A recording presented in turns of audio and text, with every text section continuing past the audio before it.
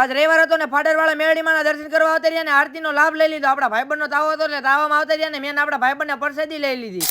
તો કેમ છો બધા મિત્રો, મજામાં દેશો? આપડા નવા મિની વ્લોગ માં તમારું બધાનું સ્વાગત છે. 8 વાગે જઈએ, ટ્યુશન નો ટાઈમ થઈ ગયો, ગાડી કાઢી નીકળી ગયા ટ્યુશન. સવારમાં ડાયરેક્ટ બધા ભાઈબંધ ટ્યુશન માં આવતા રહ્યા ને બધા ભાઈબંધ બેહી ગયા ને સાહેબે ભણવા ચાલુ કરી દીધું. મળશું આપણે 2 કલાક પછી.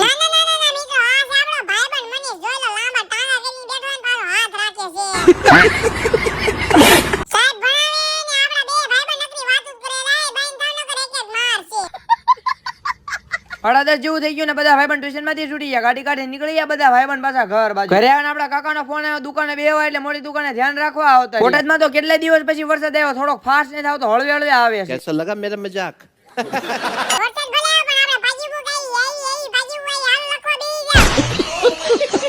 બધું લેસન બધાને કરણીયા ઘરે લેવા આવતા રહ્યા, કારણ કે ભાઈબંધ ના તાવમ જવાનું. ગાડી કાઢી નીકળી ગયા ફાડર વાળા મેળીમાં તાવમ આવતા રહ્યા. ફાડર વાળા મેળીમાં દર્શન કરવા રવિવાર હતો એટલે કેટલી ગળદી. કેટલા દિવસ પછી અહીંયા ફાડરે દર્શન કરવા અને આપણને આરતી નો લાભ મળ્યો ને આપણે આરતી નો લાભ લઈ લીધો. તમે બધા પણ દર્શન કરી લો ને કમેન્ટમાં જય મેળીમાં લખવાનું ભૂલતા નહીં. ફાડરે તો આપડા ભાઈબંધ નો તાવો હતો એટલે તાવાની પરસેદી લેવા આવતા રહ્યા. મેં આપડા ભાઈબંધ ને પરસેદી લઈ લીધી. વાહ કરણીયા વાહ, 2-3 સાપડી હજી ઉલાય.